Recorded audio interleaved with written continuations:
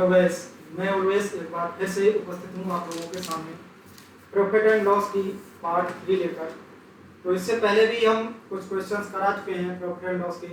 तो सेशन को शुरू करने से पहले बताना चाहूँगा कि जिन बच्चों ने हमारा चैनल अभी तक सब्सक्राइब नहीं किया है वो एग्जाम वॉरियर चैनल को सब्सक्राइब कर लें, और जिन्होंने सब्सक्राइब कर रखा है वो सेशन को शेयर करें, अपने फ्रेंड्स लोगों को बताएं ताकि वो भी यहाँ पर आकर अपने आने वाले एग्जाम की तैयारी अच्छे से कर सकें। तो हमने इसके पार्ट 2 बना दिए हैं, प्रॉफिट एंड लॉस के पार्ट 3 हम लेकर आए हैं। ठीक है, पार्ट 3 में कुछ ऐसे क्वेश्चन हम लेकर आए हैं जो रिपीटेड क्वेश्चन है, जैसे या तो वो यूपी ट्रिपल एससी या किसी ना किसी एग्जाम के आए हुए हैं, यूपीएसआई या यूपी पुलिस की भी हम बात कर सकते हैं, उसमें आए हुए हैं। तो एक बार हमारे सेशन को शेयर कर दीजिए और हम अभी क्लास शुरू करने जा रहे हैं आप लोगों के सामने। ठीक है, तो चलते हैं क्लास की तरफ, ज़्यादा टाइम ना खराब करते हुए। देखो इस समय मैं बता दूं, हो सकता है हमारी क्लास अल्टरनेट डे में आए, क्योंकि अभी कोरोना की वजह से हालत दिल्ली में बहुत ज़्यादा खराब चल रहे हैं, तो थोड़ा आने जाने में भी प्रॉब्लम होती है।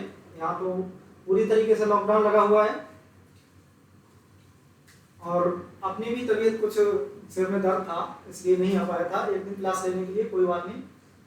क्वेश्चन है हमारा, 17 वस्तुओं का क्रय मूल्य 16 वस्तुओं के विक्रय मूल्य के बराबर है, तो लाभ प्रतिशत बताओ।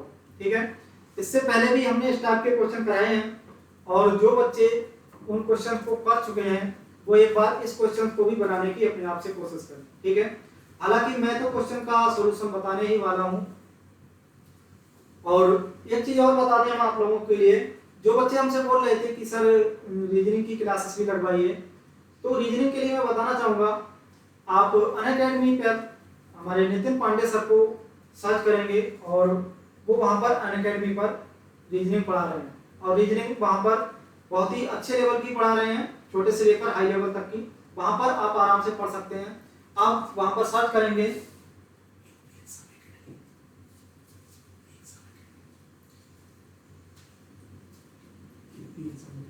यूपी एग्जाम एकेडमी करके सर्च कर लेंगे अनअकैडमी पे, और सर का नाम डाल के सर्च करेंगे नितिन पांडे सर। ठीक है, तो रीजनिंग गुरु हैं हमारे, और रीजनिंग सारी ही पूरी रीजनिंग जो एग्जाम से रिलेवेंट होती है वो सही ढंग से वहां पर पढ़ाएंगे आप लोगों के लिए। ठीक है, हालांकि यहाँ पर भी रीजनिंग की क्लास शुरू होने वाली है, लेकिन जब तक यहाँ पर शुरू नहीं हो जाती तब तक आप नितिन सर से पढ़ सकते हैं। ठीक है, कोई दिक्कत नहीं होगी। वहां पे यहाँ पे मैं मैथ पढ़ा रहा हूँ आप लोगों के लिए, इंग्लिश की भी क्लासें पढ़ रही हैं, और रीजनिंग आप यहाँ सर से पढ़ सकते हैं, कोई दिक्कत नहीं होगी। ठीक है, चलते हैं क्वेश्चन की तरफ। क्वेश्चन है, 17 वस्तुओं का क्रय मूल्य 16 वस्तुओं के विक्रय मूल्य के बराबर है, तो लाभ प्रतिशत बताओ। देखो इस क्वेश्चन को सही ढंग से अगर हम समझे, इसमें बोला गया है कि 17 वस्तुओं का क्रय मूल्य, ये 17 वस्तुएं हैं। ठीक है, और इनका सीपी ऐसे करके बोला गया कि इनका जो सीपी है वो 16 वस्तुओं के विक्रय मूल्य के बराबर है, 16 वस्तुओं के एसपी के बराबर है। ठीक है, क्वेश्चन में अगर बात ढंग से समझे तो क्वेश्चन को दूसरे शब्दों में हम ये भी बोल सकते हैं कि किसी व्यक्ति ने वस्तु को या कोई भी जो वस्तु है उसे 16 रुपए में खरीदा और 17 रुपए में बेच दिया। ठीक है, क्वेश्चन का एक तो तरीका ये हो गया कि क्वेश्चन एक तरीके से दिया है कि 17 वस्तुओं का क्रय मूल्य 16 वस्तुओं के विक्रय मूल्य के बराबर है। दूसरे शब्दों में हम इसको बोले तो ये भी बोल सकते हैं कि किसी वस्तु को उसने 16 रुपए में खरीदा और 17 रुपए में बेच दिया। ठीक है, तो यहाँ पर लाभ प्रतिशत बताओ।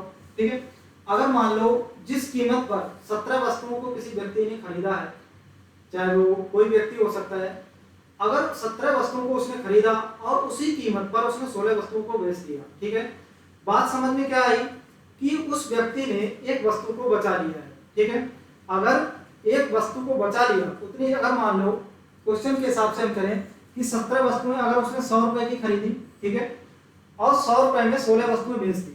ठीक है, 16 रुपए में 100 वस्तुएं बेच दी और 17 खरीदी थी, है ना, 100 रुपए में 17 खरीदी थी, 100 रुपए में 16 बेच दी। इसका मतलब एक वस्तु उसकी बच गई। ठीक है, देखो एक वस्तु उसकी बच गई। अब जो वस्तु बच गई भाई उसका क्या है, वही तो उसका प्रॉफिट है। क्योंकि प्रॉफिट क्या है यहाँ पर, जो उसकी एक वस्तु बच गई उतने ही रुपए मिल गए उसके लिए, और एक वस्तु बच गई, ठीक है, और जो वस्तु बच गई वह उसका प्रॉफिट है, ठीक है। अब ये इसका प्रॉफिट है, क्वेश्चन में पूछा गया कि प्रॉफिट का परसेंटेज बताओ, कितना परसेंट प्रॉफिट है, ठीक है। इस क्वेश्चन को अभी हम देखो समझते हैं बाय ट्रिक। क्वेश्चन में बोला गया कि 17 वस्तुएं हैं, ठीक है, 17 वस्तुओं का जो सीपी है वो 16 वस्तुओं के एसपी के बराबर है, ठीक है। ऐसे टाइप के क्वेश्चन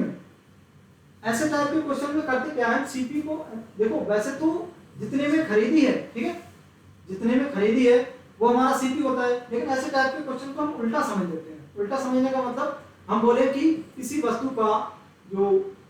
का सीपी है वो 16 रुपए है ना, किसी वस्तु का 16 रुपए इसका सीपी है और एसपी है 17, ठीक है।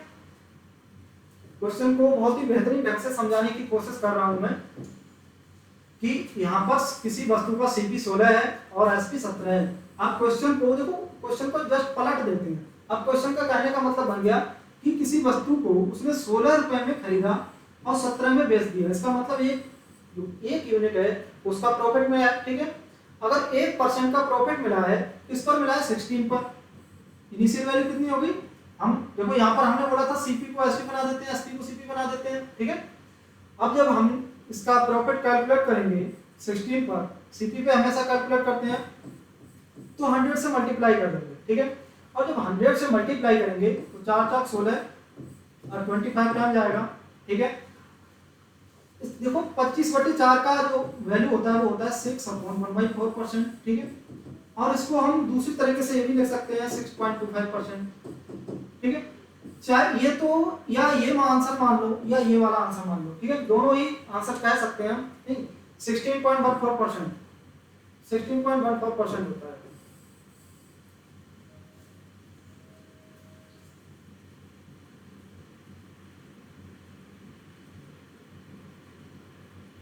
तो 1/16 है, 1/16 का मतलब 6.25 ही होता है।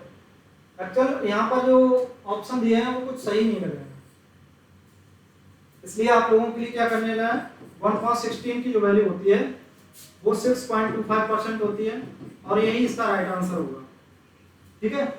यहाँ पर कुछ सही सा नहीं लगा, कोई नहीं, आप ऑप्शन पे मत जाइए, ये आंसर सही आंसर है। और इसी तरीके से हम नेक्स्ट क्वेश्चन पर चलते हैं।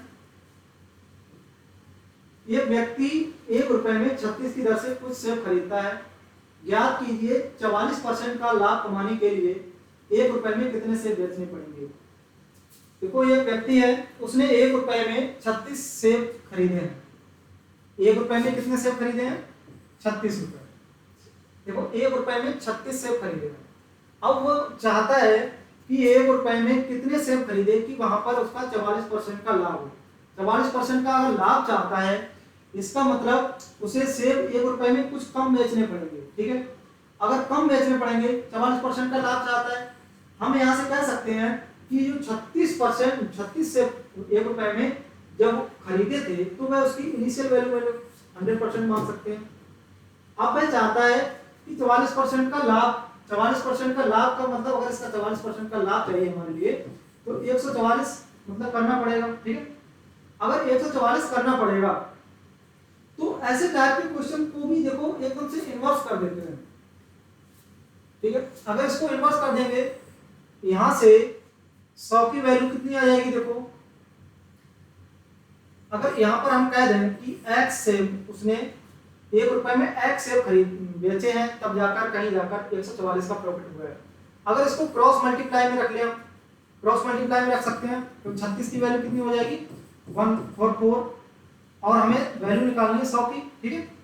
अगर 100 की वैल्यू निकालनी है तो यहाँ से इसको 12 3 36, 12 12 में 144, 3 एकम 3 3 चौक 12, ठीक है। अब जब 4 से इसको डिवाइड करेंगे तो 25 आ जाएगा। हम कह सकते हैं कि 1 रुपए में कितने सेब उसे बेचने पड़ेंगे, 25 सेब। 1 रुपए में 25 सेब अगर वो बेचे तो वह वहां पर 44% का प्रॉफिट गेन कर सकता है। इसी तरीके से चलते हैं नेक्स्ट क्वेश्चन की तरफ। एक पेन के अंकित मूल्य पर 34 रुपए की छूट देने के बाद एक दुकानदार को 14% का लाभ होता है। ये क्वेश्चन बाद में कराते हैं, थोड़ी देर के लिए होल्ड पर रखते हैं। जब किसी वस्तु को अपने चिन्हित मूल्य पर, ये भी बाद में कराएंगे अभी, हाँ ये क्वेश्चन अभी करो। सभी बच्चे क्वेश्चन को करने की कोशिश करें। चीनी के मूल्य में 10% की कमी आने के कारण व्यक्ति को 270 रुपए में 500 ग्राम चीनी अधिक खरीद सकता है। चीनी का घटा हुआ मूल्य पूछा गया है। सबसे पहली बात, कोई एक व्यक्ति है और वो व्यक्ति 270 रुपए लेकर मार्केट गया है। कितने रुपए लेकर मार्केट गया है? 270 रुपए लेकर। जब वो 270 रुपए लेकर मार्केट गया, वहां उसने देखा कि 10% की कमी आ गई चीनी के मूल्य में। अब जब चीनी के मूल्य में 10% की कमी आ गई तो उस 10% रुपए से उसने 500 ग्राम चीनी अधिक खरीद ली। बात को समझ पा रहे हैं आप लोग? देखो उसके पास टोटल रुपए कितने थे? 270, और 270 से उसने 10% बचाया। 270 का उसने 10% बचाया और 10% जो रुपए बचे उनसे उसने 500 ग्राम चीनी अधिक खरीद ली। क्वेश्चन को आई होप समझ पाए होंगे आप लोग बेहतरीन ढंग से, क्योंकि अगर क्वेश्चन एक बार समझ लिया तो क्वेश्चन में कुछ है नहीं, बहुत ही नॉर्मल क्वेश्चन है। देखो हम कह सकते हैं कि उसके पास पहले रुपए कितने थे जब वो मार्केट गया था? तो 270 रुपए थे। और 270 रुपए में हम कह सकते हैं कि 270 रुपए उसके पास 100% थे। 270 रुपए में वहां जाके उसने देखा कि जो चीनी के मूल्य है वो 10% से लेस हो गया है। चीनी की मूल्य में जो भी डेप्रिसिएशन देखने को मिला है वो 10% का देखने को मिला है। अगर 10% का मतलब वहां पे देखने को मिला डेप्रिसिएशन, इसका मतलब 10% रुपए उसने बचा लिए। 10% रुपए बचा लिए, उन्हीं रुपयों से उसने 500 ग्राम चीनी अधिक खरीद ली। हम कह सकते हैं कि यहाँ पर 10% इसका निकाले तो 10% निकालने के लिए कुछ ज्यादा नहीं करते हैं, दोनों तरफ से एक एक जीरो कम कर दिया, देखो 10% निकल गया। देखो ये परसेंटेज निकालने वाली बात अगर किसी बच्चे को समझ नहीं आ रही तो उनके लिए मैं बता दूं, मैंने जो भी परसेंटेज का पार्ट 1 पढ़ाया है वहां पर इस चीज को समझाया है बहुत ही बेहतरीन ढंग से। वो हमारा परसेंटेज का पार्ट 1 देख सकते हैं। परसेंटेज का पार्ट 1 जब देख लेंगे आप तो आपके लिए ये सब देखने की जरूरत नहीं पड़ेगी। ठीक है, अब क्या हुआ, वो 27 रुपए में उसने 500 ग्राम चीनी अधिक खरीदी। ठीक है, 500 ग्राम चीनी खरीदी 27 रुपए में। 27 रुपए में जब 500 ग्राम चीनी उसने खरीद ली, क्वेश्चन में बोला गया चीनी का घटा हुआ मूल्य, घटा हुआ प्रति किलोग्राम मूल्य। प्रति किलोग्राम मूल्य के लिए जब मुझे आप बताइए 27 रुपए में वह आधा किलो चीनी खरीदता है तो 1 किलो चीनी का मूल्य कितना होगा? जब 27 रुपए में आधा किलो चीनी खरीदता है इसका मतलब 54 रुपए में कितनी खरीदेगा? 1 केजी। ठीक है, और 54 रुपए में कितनी खरीदेगा? 1 केजी चीनी खरीदेगा। और जो 1 केजी चीनी होगी वही उसका मूल्य हो जाएगा, प्रति किलोग्राम के हिसाब से वही उसका मूल्य हो जाएगा। ठीक है, आगे आई होप क्वेश्चन समझ में आया होगा, क्योंकि इससे ज्यादा बेहतरीन तरीका मैं नहीं समझ सकता कोई होगा, लेकिन पूरी कोशिश की है हमने क्वेश्चन को ढंग से समझाने की। चलते हैं नेक्स्ट क्वेश्चन की तरफ। एक व्यापारी अंकित मूल्य पर 20% छूट देने के बाद एक पंखे को 32,000 रुपए में खरीद सकता है, तो पंखे का अंकित मूल्य बताओ। देखो एक व्यापारी है और वहां पर वो व्यापारी देख रहा है कि अंकित मूल्य पर 20% छूट देने के बाद 32,000 रुपए में उसने पंखे को खरीदा है, और तो पंखे का अंकित मूल्य बताओ। हमने आप लोगों के लिए 3 टाइप के मूल्य बताए थे। 3 टाइप के मूल्य कौन कौन से बताए थे? हमने बताया था एक तो सीपी, एक बताया था एसपी और एक बताया था एमआरपी। ठीक है, तीनों मूल्य आप लोगों के लिए हम बता चुके हैं। सीपी हमने बताया था, सीपी वह मूल्य होता है जिस पर कोई वस्तु खरीदी जाती है। एसपी वह मूल्य होता है जिस पर कोई वस्तु बेची जाती है, और एमआरपी वह वस्तु मूल्य होता है जिस पर छूट दी जाती है। ठीक है, अगर यहाँ पर 20% की छूट दी गई है, अगर 20% की छूट दी गई इसका मतलब एमआरपी पर 20% की छूट दी गई है, और एमआरपी पर 20% की छूट दी गई है इसका मतलब एमआरपी अगर 100% हम माने, 20% की छूट दी गई है, 20% से निकाल दिया तो बचा कितना? 80%। यहाँ तक क्वेश्चन समझ पाए होंगे आप लोग। अगर यहाँ तक क्वेश्चन को समझ पाए तो क्वेश्चन में कुछ बचा नहीं है, और यहाँ तक जो समझ नहीं पाए उनके लिए मैं बता दूं क्वेश्चन में यहाँ तक समझाने लायक अभी तक कुछ मैंने किया नहीं है। एक बार फिर से बता देता हूँ, एमआरपी की बात चल रही है, सीपीएसपी की तो कोई बात ही नहीं यहाँ पर। देखो एमआरपी पर क्या किया है उसने कि 20% की छूट देने के बाद पंखे को 32,000 रुपए में खरीदा जाता है। जब एमआरपी पर 20% की छूट दी, हम कह सकते हैं कि अगर जो एमआरपी था उसका अगर 100% था और 20% की छूट दे दी, इसका मतलब एमआरपी अब कितना बचा? 80%। अब 20% की छूट दे दी तो 80% कितना बचा? 80% जो पंखे की कीमत बची वो बची 32,000। हम कह सकते हैं कि 8 जो 80 है उसकी वैल्यू कितनी है 20,000। क्वेश्चन में बोला गया कि पंखे का अंकित मूल्य बताओ। पंखे का अंकित मूल्य ये वाला था 100%, और क्वेश्चन में 80% की वैल्यू दी हुई है। जब हम इसका डिवाइड करेंगे, इसको सीधे सीधे रेशियो बनाएंगे तो 8 चौक 32 होता है। यहां पर 1% की वैल्यू निकल के आ गई, 10% की वैल्यू निकल के आ गई, क्योंकि 8 से हमने इसको काटा था, 8 से इसको भी काटा था। 10% हमारा इतना हो गया। अब चाहिए हमारे लिए पंखे का अंकित मूल्य। पंखे का अंकित मूल्य कितना है 100%। 100% बनाने के लिए दोनों तरफ 0 लगा देंगे, मतलब हम कह सकते हैं कि पंखे का अंकित मूल्य कितना हो गया 40,000। 40,000 ये है ऑप्शन 40,000, और यही इस क्वेश्चन का राइट आंसर होगा। देखो क्वेश्चन में कुछ एक्चुअल यहाँ पर है क्या, क्वेश्चन परसेंटेज की फॉर्म में हमने पूरा बना दिया है। बहुत ज्यादा यहाँ पर सीपीएसपी से कोई मतलब भी नहीं था, और percentage he profit and loss का ढंग से अगर समझा जाए, एक तरीके से देखा जाए तो प्रॉफिट एंड लॉस एक परसेंटेज का ही ब्रांच है, ठीक है, और परसेंटेज के अलावा कुछ नहीं होता प्रॉफिट एंड लॉस में। चलो देखते हैं नेक्स्ट क्वेश्चन। किसी वस्तु के क्रय मूल्य का 60% उसके विक्रय मूल्य के 50% के बराबर है, तो क्रय मूल्य पर लाभ या हानि प्रतिशत क्या है। कोई वस्तु है यहाँ पर, उसके क्रय मूल्य का 60%, ये सीपी है, ठीक है, और ये एसपी है। सीपी का 60%, इसका 60%, ठीक है, इसका 60% विक्रय मूल्य के 50% के बराबर है, तो विक्रय मूल्य कितना हो जाएगा 50। इसका मतलब यहां पर प्रॉफिट तो हो रहा है भाई, सीपी का 60% उठाया है और विक्रय मूल्य के 50% के बराबर है, इसका मतलब विक्रय मूल्य की मात्रा ज्यादा नहीं होगी, तभी तो इसको बढ़ाया जा रहा है। देखो ऐसे क्वेश्चंस में हमने आप लोगों के लिए बताया था, ऐसे क्वेश्चंस में रिवर्स कर लेते हैं। हम कह सकते हैं कि किसी जो वस्तु है उस वस्तु का सीपी 50 रुपए है और एसपी 60 रुपए है। हम कहें यहाँ पर कि किसी व्यक्ति ने 50 रुपए में वस्तु खरीदी, 60 रुपए में बेच दी। हमें यहाँ पर प्रतिशत परसेंट निकालना है। इसको अगर सिर्फ बहुत ही अच्छे फॉर्म में समझना है तो इसे ऐसे कर सकते हैं, अगर 2 से इधर मल्टीप्लाई कर दें, 2 से इधर मल्टीप्लाई कर दें तो 50 दूनी 100 होता है और 60 दूनी 120 होता है। हम क्वेश्चन को दूसरी शब्दों में समझे, किसी व्यक्ति ने 100 रुपए में वस्तु खरीदी और 120 की बेच दी, प्रॉफिट कितना हो गया 20% का। कितना प्रॉफिट हो गया 20 का, 100 का कितना है 20% है, ठीक है। तो यहाँ पर बहुत ही आसानी से क्वेश्चन निकल के आ गया। वो कैसे आया, क्योंकि हमने इसको इक्वल किया।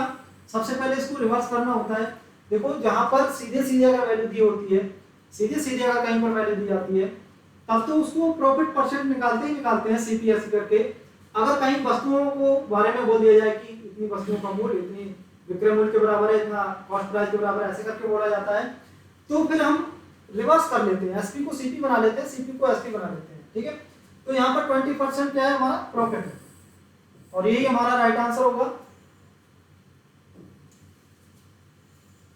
किसी वस्तु के लागत मूल्य पर 20% का लाभ होता है, बिक्री पर लाभ का प्रतिशत क्या होगा। क्वेश्चन एक बार आप लोग बनाने की कोशिश करेंगे। किसी वस्तु के लागत मूल्य पर 20% का लाभ होता है, बिक्री पर लाभ का प्रतिशत क्या है। देखो हमने आप लोगों के लिए एक बात बताई थी, हमने कहा जब भी हम प्रॉफिट की या लॉस की बात करते हैं परसेंटेज की फॉर्म में निकालने की, तो ऐसे केसेस में करते क्या है, हमने बोला था मोस्टली, मैंने ये नहीं बोला था कि हर बार। मोस्टली होता क्या है 99% केसेस में जो सीपी परसेंटेज का जो प्रॉफिट होता है या लॉस होता है वो सीपी पर कैलकुलेट करते हैं। लेकिन यहाँ पर बोला क्या गया है क्वेश्चन में, वस्तु के लागत मूल्य पर 20% का लाभ होता है, तो बिक्री पर लाभ का प्रतिशत होता है। यहां पर लागत मूल्य सीपी और बिक्री एसपी। अगर वो क्वेश्चन में बोले कि लागत मूल्य पर 20% का लाभ होता है, अगर लागत मूल्य पर 20% का लाभ होता है, हम कह सकते हैं कि हमारा सीपी, देखो 20% की फ्रैक्शन वैल्यू कितनी होती है, 20% की फ्रैक्शन वैल्यू कितनी होती है बताओ 1.5। हम कह सकते हैं कि कोई वस्तु का मान लो पहले मूल्य 5 रुपए था, उसके बाद में 6 हो गया। जिस भी बच्चे को ये बात समझ में नहीं आई कि 5 से 6 क्या हो गया, तो उसके लिए एक बार फिर से मैं इधर समझाने की कोशिश करूंगा कि 20% की जो मीनिंग होती है वो होती है हमारी 1.5। कैसे होती है एक बार ये भी बता दें आप लोगों के लिए कैसे होती है। हालांकि हम जो परसेंटेज का पार्ट 1 पढ़ाए थे तब वहां पर आप लोगों के लिए समझाया था फ्रैक्शन वैल्यू क्या होता है, लेकिन आज इसमें फिर बता दे रहे हैं आप लोगों के लिए कि 20% अगर निकालना है तो 20% जाकर नीचे अपने 100 करते हैं, जब 20 से इसको डिवाइड करें कितना आ जाएगा 1.5 आ जाएगा। अब इसी क्वेश्चन में यहाँ पर बोला गया है कि कोई वस्तु 5 रुपए की तो उसने खरीदी है और 6 रुपए की बेच दी है। इसी तरीके से तो हमने यहाँ पर सेट किया, मतलब प्रॉफिट कितने का हुआ है 1 का, किस पर हुआ सीपी पर। लेकिन अब वो कह रहा है कि इसी जो लाभ होता है इसी को अगर बिक्री क्या है हमारा एसपी, बिक्री क्या है हमारा एसपी। अब कह रहा है कि बिक्री पर ये एसपी पर कैलकुलेट करें। एसपी हमारा क्या है 6, एसपी हमारा 6 है। एसपी पर कैलकुलेट अगर 1 को करेंगे तो क्या हो जाएगा 1.6 क्या होता है बताओ 16.66%। और ये इस क्वेश्चन का राइट आंसर हो जाएगा। देखो ये एसपी और सीपी वाला फंडा आप लोगों के समझ में आ गया होगा। एक बार फिर भी अगर समझ नहीं आया तो क्वेश्चन तो मैंने बताया ही है, ठीक है। अगर दोबारा से फिर भी समझना चाहते हो तो मैं क्वेश्चन को हटा के अभी दोबारा से कर दे रहा हूं आप लोगों के लिए। देखो मोस्टली केसेस में होता क्या है, हमारा जो प्रॉफिट या लॉस होता है वो हमारा सीपी पर कैलकुलेट होता है। सीपी एसपी एमआरपी, जब प्रॉफिट एंड लॉस का पार्ट 1 हमने यहाँ पर डिस्कस किया था तब आप लोगों के लिए बताया था कि प्रॉफिट एंड लॉस सीपी पर ही कैलकुलेट होता है। अगर फिर भी कोई व्यक्ति मक्कारी दिखाता है, मक्कारी का मतलब वह अपना प्रॉफिट दिखा, देखो टैक्स से बचने के लिए लोग करते क्या है, अगर मान लो उनका प्रॉफिट सीपी पर कैलकुलेट होता है वैसे तो वो करते क्या है, वो एसपी पर कैलकुलेट करके दिखा देते हैं, ठीक है। एसपी पर कैलकुलेट इसलिए कर देते हैं कि वहां पर उनके लिए प्रॉफिट हो जाता है। तो वही बात यहाँ पर बोली हुई है कि प्रॉफिट एसपी पर कैलकुलेट करना है। प्रॉफिट एसपी पर कैलकुलेट किया था। अगर मान लो सीपी हम बात करें, कोई व्यक्ति जिसका सीपी 4 है और उसने 25% का प्रॉफिट गेन किया है, इसका मतलब एसपी कितना हो जाएगा 5। अब यहाँ पर डिफरेंस कितने का है 1 का, मतलब इनहेंस कितने का हुआ, इंक्रीमेंट कितने का हुआ 1 का, और यही 1 अब वो कह रहा है कि एसपी पर कैलकुलेट करो। एसपी पर कैलकुलेट करो तो 1/5 कितना हो जाएगा 20%। यहाँ पर कितना था, जब 4 से 5 हो रहा था तो 25%। देखो कितना फायदा हुआ, उसने पहले टैक्स पे कर रहा था 25 पर, अब टैक्स पे कर रहा है 20 पर। इसका मतलब सीपी से एसपी पर कैलकुलेट क्यों करता है, कोई व्यक्ति मक्कारी दिखाता है, टैक्स पे नहीं करना चाहता है, तब वह ये सब काम करता है। वही इस क्वेश्चन में बात बोली गई थी कि लाभ का प्रतिशत कितना, तो देखो पहले लाभ कितना था 20%, 20% से घटकर अब कितना आ गया 16.66%, ठीक है। आई होप क्वेश्चन को आप लोग समझ पाए होंगे अब बेहतरीन ढंग से। चलते हैं हम नेक्स्ट क्वेश्चन की तरफ। क्वेश्चन है ₹8 में 10 वस्तुएं खरीदी और ₹10 में 8 बेच दी, तो लाभ प्रतिशत कितना है। कोई व्यक्ति है, उसने क्या किया यहाँ पर 8 रुपए में 10 वस्तुएं खरीदी और 10 रुपए में 8 बेच दी। ऐसे टाइप के क्वेश्चन को हमने बताया था, इसमें एक चीज इक्वल कर लेते हैं। एक चीज इक्वल करने के लिए या तो वस्तु इक्वल कर लो, ये रुपए हैं हमारे और ये वस्तु है, एक चीज को इक्वल कर लो, इसको इक्वल कर लो। इसको इक्वल करेंगे तो क्या करेंगे, यहां पर 4 से मल्टीप्लाई कर देंगे, यहां से 5 से मल्टीप्लाई कर देंगे। अब देखो इक्वल हो गई, 4 × 8 = 32, 4 × 2 = 40, 5 × 2 = 50, 5 × 8 = 40। हम यहाँ पर देखें कि कोई व्यक्ति क्या कह रहा है कि उसने 32 रुपए में 40 वस्तुएं खरीदी। क्या किया उसने 32 रुपए में 40 वस्तुएं खरीदी, 32 रुपए में 40 वस्तुएं खरीदी और 50 रुपए में 40 वस्तुएं बेच दी। आप लोग समझ पाए इस चीज को। उसने क्या किया 32 रुपए में 40 वस्तुएं खरीदी और 50 रुपए में 40 वस्तुएं बेच दी। तो यहाँ पर पहले 32 में खरीदी थी और 40 में बेच दी, तो प्रॉफिट कितने का हो गया? देखो कितने का प्रॉफिट हुआ है? 8 का। अब यहाँ पर सीपी क्या है? जिसमें खरीदी थी ये सीपी बन गया और जिसमें बेचा गया वो एसपी बन गया। अब जब प्रॉफिट हम कैलकुलेट करते हैं तो सीपी पे करते हैं। सीपी हमारा कितना है? 32। तो हम आंसर निकाल सकते हैं यहाँ से 8 चौक 32 और जो 4 से जाएगा 25 टाइम जाएगा। आंसर कितना आ जाएगा?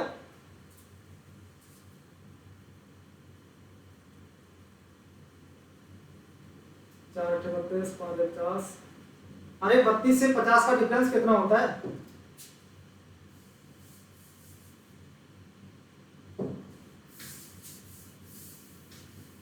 देखो 32 में खरीदी थी, 32 में खरीदी थी और 50 की बेच दी। यहाँ पे लेंस कितने का हुआ है? 18 का। 18 का कितने पर हुआ है? 32 पर। मतलब ये हमारा सीपी है और ये एसपी है। वो वहां पर बाय मिस्टेक 40 लिख गया था पहले। अब इसको देखो 2 नियम 18 और 2 16, मतलब 9/16। इसका अगर परसेंटेज हम बनाना चाहें तो कितना बन जाएगा? देखो 4 चौक 16 और 4 25 टाइम जाएगा। 25 में 225 होता है, तो 225/4। 4 पंजे 20, 4 छक 24 और 4 दूनी 8, 4 पंजे 56.25%। कितना आंसर आ गया? 56.25%। 56.25% इस क्वेश्चन का राइट आंसर हो जाएगा। ठीक है, क्वेश्चन आई होप समझ आ गया होगा आप लोगों के लिए।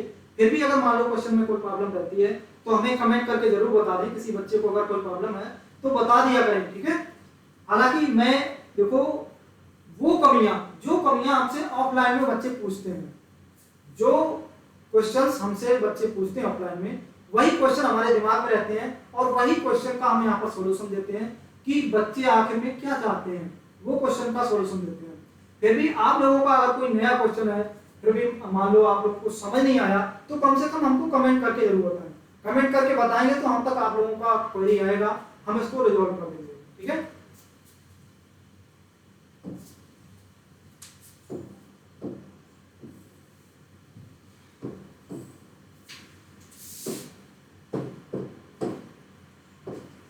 राम ने 2 घोड़े समान कीमत पर बेचे। राम ने 2 घोड़े समान कीमत पर बेचे हैं। एक में उसे 10% का लाभ हुआ है और दूसरे में 10% की हानि हुई है। राम को कुल क्या लाभ या हानि हुई? क्वेश्चन में पूछा गया है कि राम को क्या लाभ या हानि हुई है। उसने देखो राम ने किया क्या है, तो ये व्यक्ति है राम, उसने क्या किया है? 2 घोड़े समान कीमत पर बेचे हैं और जो 2 घोड़े समान कीमत पर बेचे हैं, एक उसने 10% प्रॉफिट पर बेचा है, दूसरा 10% लॉस पर बेचा है। जब 10% प्रॉफिट पर बेचा है, हम कह सकते हैं कि ये घोड़ा उसने 10 वाला 11 का बेचा होगा। 10% प्रॉफिट की मीनिंग आप लोगों की समझ में अगर नहीं आई हो कि मैंने 10 से 11 कैसे कर दिया, उनके लिए मैं बता दूं कि 10% की फ्रैक्शन वैल्यू होती है, जो 10% होता है उसकी फ्रैक्शन वैल्यू होती है 1/10। ठीक है, 1/10 उसकी फ्रैक्शन वैल्यू होती है। जब 10 से उसने 11 में बेचा है, मतलब ये प्रॉफिट पर बेचा है, दूसरा क्या किया? 10 से उसने 9 पर बेचा है। यहां तक कहानी आप लोगों की समझ में आ गई।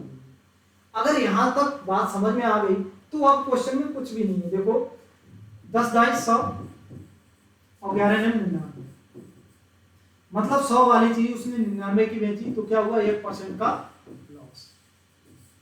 1% का लॉस हो गया और ये इसका राइट आंसर हो जाएगा। ठीक है, क्वेश्चन में कुछ बहुत ज्यादा नहीं था करने लायक, बहुत ही आसान सा क्वेश्चन था, थोड़ा ट्रिकी था बस, और कुछ नहीं। अगर इसी को एक्स वाई मान के करेंगे तो शायद इस बोर्ड पे नहीं आ पाएगा, इसलिए ऐसे ही समझ लो। और मैं ऐसे ही समझाने की कोशिश कर रहा हूं आप लोगों के लिए शुरू से।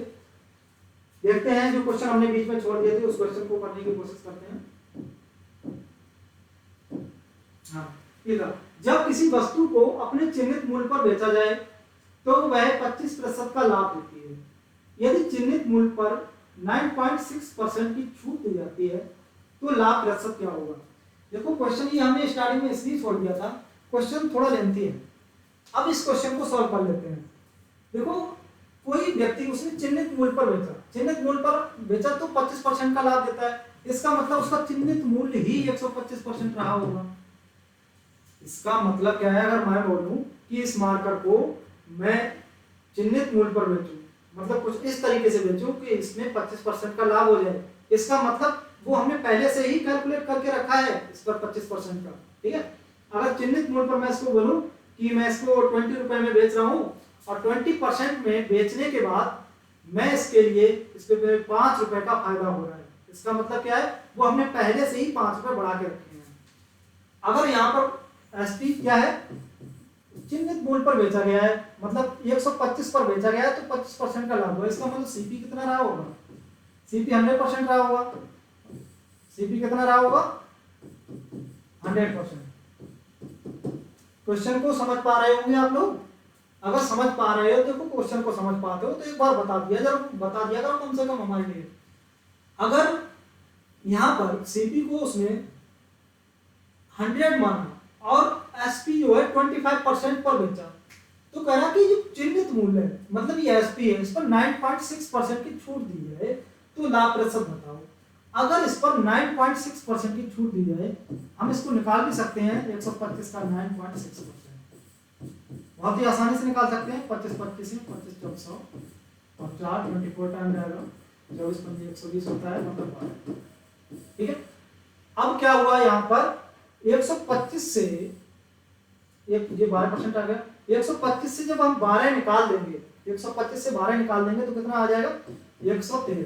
हम कह सकते हैं क्वेश्चन में कि 100 वाली वस्तु उसने कितने की बेच दी 113 की, तो यहाँ पर लाभ प्रतिशत कितना होगा 13, और यही इस क्वेश्चन का राइट आंसर हो जाएगा। क्या हो जाएगा, ये इस क्वेश्चन का राइट आंसर हो जाएगा। चलते हैं हम नेक्स्ट क्वेश्चन, जो हमने और भी एक क्वेश्चन छोड़ा था उसकी तरफ। एक पेन के अंकित मूल्य पर 34 रुपए की छूट देने के बाद एक दुकानदार को 14% का लाभ होता है। यदि पेन का क्रय मूल्य 340 रुपए हो और उसे अंकित मूल्य पर ही बेचा जाए तो दुकानदार को लाभ प्रतिशत ज्ञात करो। देखो क्वेश्चन देखने में इतना बड़ा लग रहा है ना, स्टार्टिंग में मुझे भी लगा था क्वेश्चन बहुत बड़ा है, शायद टाइम लगेगा। क्वेश्चन में आखिर कुछ है नहीं, कुछ भी नहीं है इस क्वेश्चन में। यहाँ पर वस्तु का जो पेन है उसका क्रय मूल्य कितना दिया है 340 दिया है, पेन का क्रय मूल्य कितना दिया है 340, और ये 340 जो यहाँ पर क्रय मूल्य दिया है, ये सीपी कितना 340, तो सीपी हमारा कितना होता है हमेशा 100%, सीपी हमारा 100% होता है यहाँ पर। अब क्या है, अंकित मूल्य पर 34 रुपए की छूट दी उसने। अब 34 रुपए की अगर छूट दी है अंकित मूल्य पर, उसके बावजूद भी उसे 14% का लाभ हो रहा है, इसका मतलब एसपी की कीमत बहुत ज्यादा रही होगी, इससे भी ज्यादा रही होगी। अब हम ये देखें यहाँ पर ये 34 रुपए है ना, 34 रुपए, ये 34 रुपए 340 का कितना परसेंट है बताओ। अरे 34 रुपए है, ये 340 का कितना परसेंट है। अगर हम सीधे सीधे बात करें, जीरो हटाएं यहाँ पर, अगर हम इसको 100% मान लें, हम क्या करें इसको 100% मान लें, तो अब 10% निकाले तो 34 कितना हो गया हमारा, 34 हमारा 10% ही तो हो गया। 14% का लाभ जब हो रहा था जब उसने 34 रुपए की छूट दी थी। 34% का लाभ कब हो रहा था, जब उसने 34 रुपए की छूट दी थी। अब जब 14% का लाभ, जब आपको कह रहा कि छूट ही ना दे, मतलब अंकित मूल्य पर ही बेचे। अरे सर जी,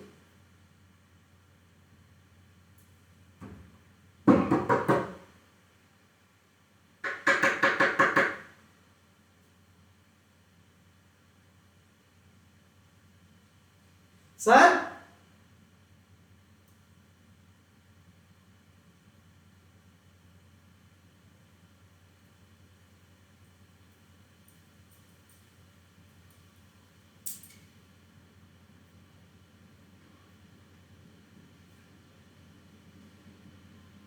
सर सर जी, सर जी,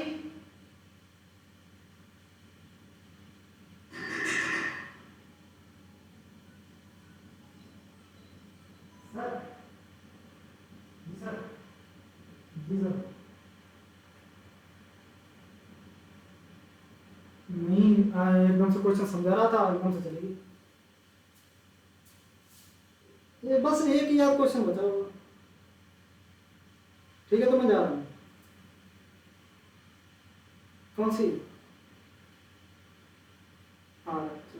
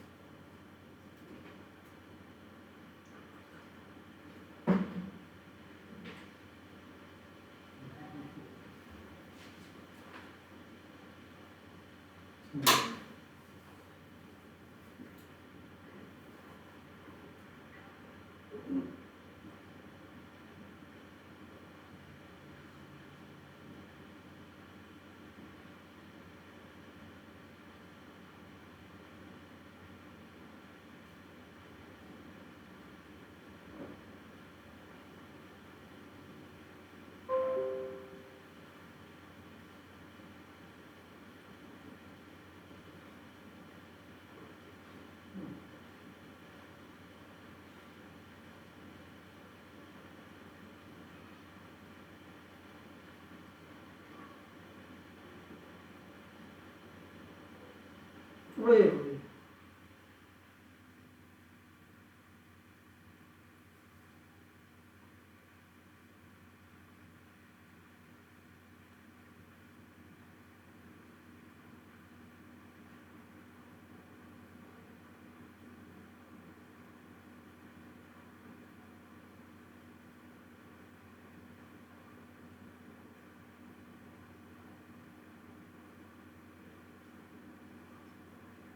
लिखे जो तुम